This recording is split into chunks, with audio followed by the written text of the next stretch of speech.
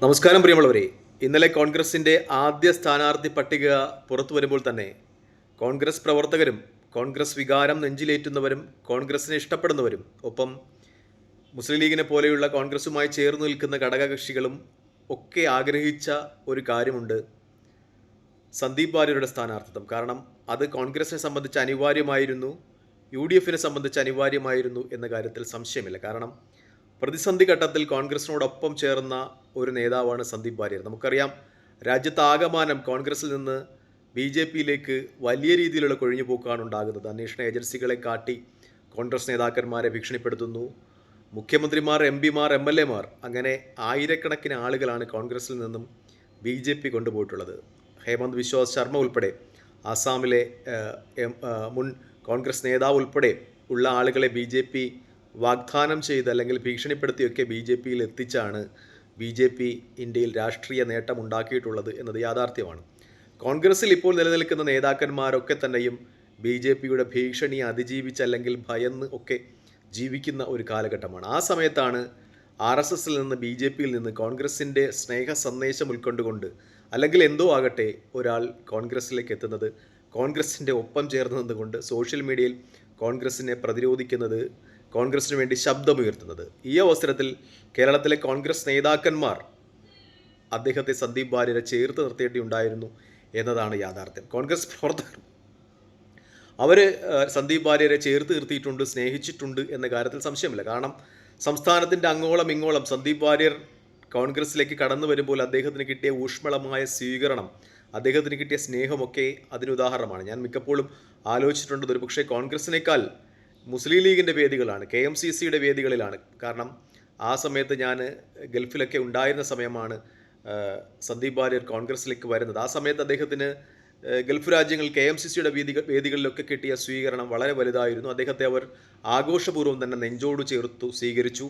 അതുകൊണ്ട് തന്നെ കേരളത്തിലെ UDF പ്രവർത്തകർ സന്ദീപ് വാര്യർ 2026 നിയമസഭാ തിരഞ്ഞെടുപ്പിൽ കോൺഗ്രസിന് ഉറപ്പുള്ള ഏതെങ്കിലും ഒരു നിയമസഭാ സീറ്റിൽ നിന്ന് മത്സരിക്കുമെന്ന് ആഗ്രഹിച്ചിരുന്നു, പ്രതീക്ഷിച്ചിരുന്നു, അദ്ദേഹത്തിൻ്റെ വിജയത്തിന് വേണ്ടി പ്രാർത്ഥിച്ചിരുന്നു. പക്ഷേ ആദ്യ സ്ഥാനാർത്ഥി പട്ടിക പുറത്തു വരുമ്പോൾ അദ്ദേഹത്തിൻ്റെ പേരില്ല എന്നത് കോൺഗ്രസ്സുകാരെ സംബന്ധിച്ച് നിരാശ ഉണ്ടാക്കുന്നത് മാത്രമല്ല, അല്പം അപകർഷതാബോധം കൂടി ഉണ്ടാക്കുന്നു എന്നതാണ്. കാരണം വളരെ അപകടകരമായ ഒരു ഘട്ടത്തിൽ സംഘപരിവാര രാഷ്ട്രീയം ഉപേക്ഷിച്ച് കോൺഗ്രസിൻ്റെ സമത്വം എന്ന രാഷ്ട്രീയത്തോട് ചേർന്ന് നിന്നുകൊണ്ട് എല്ലാ ജാതി മതങ്ങൾക്കും ജീവിക്കാൻ ഇന്ത്യയിൽ അവകാശമുണ്ട് എന്ന തത്വശാസ്ത്രം മുറുകെ പിടിച്ചതിൻ്റെ പേരിൽ അങ്ങോളം ഇങ്ങോളം സംഘപരിവാര പ്രൊഫൈലുകളാൽ, സംഘപരിവാരങ്ങളാൽ ആക്രമിക്കപ്പെട്ട ഒരു വ്യക്തിത്വത്തെ ചേർത്ത് നിർത്തുവാൻ കോൺഗ്രസ്സിന് കഴിയുന്നില്ല എന്നത് കോൺഗ്രസിനെ സംബന്ധിച്ച് അപമാനകരം തന്നെയാണ് എന്ന കാര്യത്തിൽ സംശയമില്ല എന്നതാണ് ഏറ്റവും വലിയ യാഥാർത്ഥ്യം. എന്തുകൊണ്ടാണ് ഞാൻ ഈ പറയുന്നത്?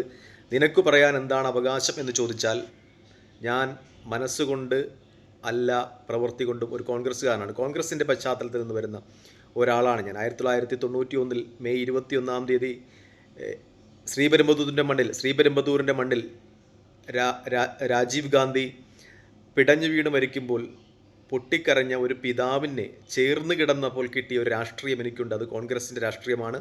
ഞാനൊരു കോൺഗ്രസ്സുകാരനാണ് എന്ന് അടിയുറച്ച് വിശ്വസിക്കുകയും അതിൽ ആത്മാഭിമാനം കൊള്ളുകയും ചെയ്യുന്ന ഒരാളാണ്. കാരണം ഇന്ത്യയുടെ നിലനിൽപ്പിന് വിവിധ ജാതി മതവർണ്ണങ്ങളെ കോർത്തിണക്കിക്കൊണ്ടുള്ള, ആഫ്രിക്കക്കാരനേക്കാൾ കറുത്തവനും യൂറോപ്പിനേക്കാൾ വെളുത്തവനുമുള്ള അത്രമേൽ വൈജാത്യങ്ങളും വൈവിധ്യങ്ങളും നിറഞ്ഞ ഇന്ത്യ ഒന്നിച്ച്, എല്ലാ മതങ്ങളും ഒന്നിച്ച് നിലനിന്ന് പോകണമെങ്കിൽ ഇന്ത്യൻ നാഷണൽ കോൺഗ്രസ് എന്ന പ്രസ്ഥാനം ഇന്ത്യയിൽ ആവശ്യമാണ്. ആ മുന്നണി ഇന്ത്യയും കേരളവും ഭരിക്കേണ്ടത് ആവശ്യമാണ് എന്ന് വിശ്വസിക്കുന്ന ഒരു ജനാധിപത്യ വിശ്വാസി എന്ന പേരിൽ ഞാൻ വിശ്വസിക്കുന്ന പ്രസ്ഥാനത്തിൻ്റെ അപചയങ്ങളെ ചൂണ്ടിക്കാട്ടിക്കുവാനുള്ള അവകാശവും സ്വാതന്ത്ര്യവും എനിക്കുണ്ട് എന്ന വിശ്വാസത്തിൻ്റെ പേരിൽ പറയുകയാണ്. കാരണം കോൺഗ്രസിൻ്റെ നേതാക്കന്മാർ സ്വന്തം സീറ്റ് വിട്ടുകൊടുത്തെങ്കിലും സന്ദീപ് വാര്യരെ പരിരക്ഷിക്കേണ്ടതായിരുന്നു എന്നതാണ് എൻ്റെ ഒരു വിശ്വാസവും വിലയിരുത്തലും. കാരണം ഈ അടുത്ത സമയത്ത് കോൺഗ്രസ് വിട്ട് CPMലെത്തിയ നേതാക്കന്മാരെ, അല്ലെങ്കിൽ BJP വിട്ട് CPMലെത്തിയ നേതാക്കന്മാരെ CPM ചേർത്ത് പിടിച്ചിട്ടുണ്ട്. ഞാൻ 1-2 ഉദാഹരണം പറയാം.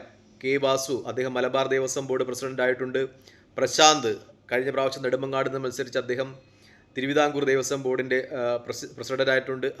അതുപോലെ തന്നെ ഗോപിനാഥ്, അദ്ദേഹം ഇപ്പോൾ ഗുരുവായൂരം ദേവസ്വം ബോർഡിൻ്റെ പ്രസിഡൻ്റ് ആകുന്നുണ്ട്. മുസ്ലിം ലീഗിൻ്റെ നേതാവ് ഹംസ, അദ്ദേഹം വഖഫ് ബോർഡ് ചെയർമാൻ ആകുന്നുണ്ട്. അങ്ങനെ ലീഗും BJPയും കോൺഗ്രസും ഒക്കെ വിട്ടുവന്ന നേതാക്കന്മാരെ CPM ചേർത്ത് പിടിച്ചിട്ടുണ്ട്, BJP ചേർത്ത് പിടിച്ചിട്ടുണ്ട്. പക്ഷേ കോൺഗ്രസ് അതിന് കഴിയുന്നില്ല എന്ന് പറയുമ്പോൾ അത് വിഷമകരമാണ് എന്ന കാര്യത്തിൽ സംശയമില്ല. പ്രത്യേകിച്ചും കോൺഗ്രസ് വളരെ വലിയൊരു പ്രതിസന്ധി അതിജീവിക്കുന്ന കാലഘട്ടത്തിൽ ആ പ്രതിസന്ധിയിൽ ഒപ്പം കൂടെ വന്ന ഒരാൾ എന്ന രീതിയിൽ അദ്ദേഹത്തെ ചേർത്ത് പിടിക്കേണ്ടതായിരുന്നു. സ്വന്തം സീറ്റെങ്കിലും കോൺഗ്രസ് നേതാക്കന്മാർ അദ്ദേഹത്തിനു വേണ്ടി നൽകേണ്ടതായിരുന്നു എന്നാണ് യാഥാർത്ഥ്യം. ഒരുപക്ഷെ ലീഗിലായിരുന്നു അദ്ദേഹം വന്നതെങ്കിൽ അവരൊരു പക്ഷേ ഉറച്ച സീറ്റ് കൊടുത്ത്, മലപ്പുറത്ത് ഏതെങ്കിലും ഉറച്ച സീറ്റ് കൊടുത്ത് അദ്ദേഹത്തെ വിജയിപ്പിച്ചതിനെ. പക്ഷേ കോൺഗ്രസ്സിൽ ഇപ്പോഴും അദ്ദേഹത്തിൻ്റെ ഏതെങ്കിലും സീറ്റുകളിൽ പരിഗണിക്കുന്നതായ വാർത്തകൾ കാണുന്നില്ല. ആദ്യത്തെ റൗണ്ട് സീറ്റ് പ്രഖ്യാപനത്തിൽ അദ്ദേഹത്തിൻ്റെ പേരില്ല. രണ്ടാമത്തെ റൗണ്ട് സീറ്റ് പരിഗണനയിൽ മാധ്യമങ്ങൾ ചർച്ച ചെയ്യുമ്പോൾ അദ്ദേഹത്തിൻ്റെ പേര് എവിടെയെങ്കിലും പരിഗണിക്കുന്നതായി കേൾക്കുന്നില്ല. തൃക്കരിപ്പൂരിലാണ് വിജയസാധ്യത കുറഞ്ഞൊരു മണ്ഡലത്തിലാണ് അദ്ദേഹത്തെ പരിഗണിക്കുന്നത് കേൾക്കുന്നു. പക്ഷേ അവിടെ തന്നെ പാർട്ടിയിൽ എതിർപ്പുണ്ട് എന്നാണ് പറയുന്നത്. മറ്റൊന്ന്, അദ്ദേഹത്തിൻ്റെ പേര് പറഞ്ഞു കേട്ടത് കഴക്കൂട്ടത്താണ്, തിരുവനന്തപുരത്താണ്. അവിടെ അദ്ദേഹം പാലക്കാട് നിന്ന് വന്ന് മത്സരിച്ചാൽ എത്രത്തോളം വിജയസാധ്യതകൾ ഉണ്ട് എന്ന കാര്യത്തിൽ സംശയമുണ്ട്. എന്തായാലും കോൺഗ്രസിൻ്റെ ഇലക്ഷൻ വിലയിരുത്തലുകൾ അല്ലെങ്കിൽ അപഗ്രഥനങ്ങൾ ഒക്കെ ശരിയായിരുന്നു എന്നൊരു തോന്നൽ ഈ ഇലക്ഷൻ സമയമെടുക്കും തോറും ഉണ്ടാകുന്നു എന്നതാണ് ഏറ്റവും പരമപ്രധാനമായൊരു യാഥാർത്ഥ്യം. കഴിഞ്ഞ 10 വർഷമായ പ്രതിപക്ഷത്താണ് കേന്ദ്രത്തിലും കേരളത്തിലും. ഭരണകൂട വിരുദ്ധമായ അല്ലെങ്കിൽ ഭരണകൂടത്തിൻ്റെ അടിച്ചമർത്തലുകളെ അല്ലെങ്കിൽ പോലീസ് മർദ്ദനങ്ങളെയൊക്കെ ആ പ്രസ്ഥാനത്തിൻ്റെ അണികൾ അതിജീവിക്കുന്നുണ്ട്. ഒരുപക്ഷെ നേതാക്കന്മാരൊക്കെ സുരക്ഷിതരായിരിക്കാം. പക്ഷേ ഒരിക്കൽ കൂടി ഭരണം നഷ്ടപ്പെട്ടു പോവുകയാണെങ്കിൽ കോൺഗ്രസിൻ്റെ അണികൾ അവരൊരിക്കൽ കൂടി ഇവിടെ അവരുടെ രാഷ്ട്രീയ എതിരാളികളാൽ ചവിട്ടി മെതിക്കപ്പെടും. അവരുടെയൊക്കെയും ജീവന് കോൺഗ്രസിൻ്റെ നേതാക്കന്മാർ വില പറയേണ്ടി വരും എന്നത് ഒരു യാഥാർത്ഥ്യമായി നിൽക്കുകയാണ്. പരസ്പരം വിട്ടുവീഴ്ചകളും ഒക്കെ ചെയ്ത് പ്രധാനപ്പെട്ട കാരണം പ്രസ്ഥാനമാണ് നിങ്ങളെ നേതാക്കന്മാരാക്കിയത്, നിങ്ങളെ MLA മാരും MP മാരും മന്ത്രിമാരും ഒക്കെ ആക്കിയത്. ആ പ്രസ്ഥാനം ഇല്ലെങ്കിൽ നിങ്ങൾ ഒരുപക്ഷെ മറ്റൊരു പ്രസ്ഥാനത്തിൻ്റെ തണലിൽ അധികാരങ്ങളൊക്കെ നേടിപ്പോയേക്കാം. പക്ഷേ ആ പ്രസ്ഥാനത്തെ ജീവൻ തുല്യം സ്നേഹിക്കുന്ന ഒരുപാട് ആളുകൾ ഇന്ത്യ മഹാരാജ്യത്ത് അങ്ങോളം ഇങ്ങോളമുണ്ട്. ഒന്നും നേടാതെ, ഒരു പഞ്ചായത്ത് മെമ്പറോ ഒന്നുമാകാതെ ആ പ്രസ്ഥാനത്തിൻ്റെ കൊടി പിടിച്ച ആളുകൾ രാജ്യത്തിൻ്റെ അങ്ങോളം ഇങ്ങോളമുണ്ട്. ആ പ്രവർത്തകർ തന്നെയാണ് ആ പ്രസ്ഥാനത്തിൻ്റെ പ്രതീക്ഷയും. കാരണം വലിയ രീതിയിലുള്ള കൊഴിഞ്ഞുപോക്കൽ, നേതാക്കന്മാരുടെ കൊഴിഞ്ഞുപോക്കുകൾ മധ്യപ്രദേശിലും ഗുജറാത്തിലും ഒക്കെ കോൺഗ്രസിൽ നിന്നുണ്ടായി. പക്ഷേ എന്നിട്ടും കോൺഗ്രസ് എന്ന പ്രസ്ഥാനത്തിന് സംഘടനാപരമായി അവിടെ ഒന്നും ദൗർബല്യം സംഭവിച്ചിട്ടില്ല എന്ന് തന്നെ പറയാം. കാരണം നമ്മൾ പശ്ചിമ ബംഗാളിൻ്റെയും ത്രിപുരയുടെയും കാര്യമെടുത്താൽ വലിയ രീതിയിൽ CPM അഭിമാനിച്ചിരുന്ന സംസ്ഥാനങ്ങളായിരുന്നു പശ്ചിമ ബംഗാളും ത്രിപുരയും ഒക്കെ. പക്ഷേ 2-3 പ്രാവശ്യം പാർട്ടി ത്രിപുരയിലും പശ്ചിമ ബംഗാളിലും അധികാരത്തില്ലാതിരുന്നപ്പോൾ കുത്തൊഴുക്ക് പോലെയാണ് സഖാക്കൾ BJPയിലേക്ക് ഒലിച്ചുപോയത്. പക്ഷേ കോൺഗ്രസിൻ്റെ സംസ്ഥാനങ്ങളിൽ നിങ്ങൾ ഉത്തരേന്ത്യയിലെ ഏതു സംസ്ഥാനം എടുത്താലും, ഗുജറാത്ത് ആയാലും മധ്യപ്രദേശ് ആയാലും, പതിറ്റാണ്ടുകൾ കോൺഗ്രസിന് അധികാരത്തിന് പുറത്തിരുന്നിട്ടും ആ സംസ്ഥാനങ്ങളിലൊന്നും കോൺഗ്രസ് പ്രസ്ഥാനം നശിച്ചു പോയിട്ടില്ല എന്ന ഒരു ഉദാഹരണം എടുത്താൽ, കോൺഗ്രസിൽ നേതാക്കന്മാർ മറ്റു പാർട്ടികളിലേക്ക് കൊഴിഞ്ഞു പോയാലും പക്ഷേ അണികൾ അവിടെ ഉണ്ടാകും. അവർ ആ ത്രിവർണ്ണ പതാകയും പിടിച്ചുകൊണ്ട് തന്നെ മുന്നോട്ട് പോകും എന്ന് തന്നെയാണ് എനിക്ക് പറയുവാനുള്ളത്. സന്ദീപ് വാര്യരെ പരിഗണിക്കുക എന്ന് എൻ്റെ ഈ ചാനലിൽ കാണുന്ന ഏതെങ്കിലും നേതാക്കന്മാരുണ്ടെങ്കിൽ അവരോട് അഭ്യർത്ഥിക്കുകയാണ്. തൽക്കാലം ഈ വീഡിയോ ഇവിടെ വാങ്ങുന്നു. മറ്റു വീഡിയോ കാണുന്നവരെ നന്ദി, നമസ്കാരം, ജയ് ഹിന്ദ്. വീഡിയോ ഇഷ്ടപ്പെടുന്നുണ്ടെങ്കിൽ ലൈക്ക് ചെയ്യുക, ഷെയർ ചെയ്യുക, കമൻറ്റ് ചെയ്യുക. മറ്റു വീഡിയോ കാണുന്നവരെ ജയ് ഹിന്ദ്.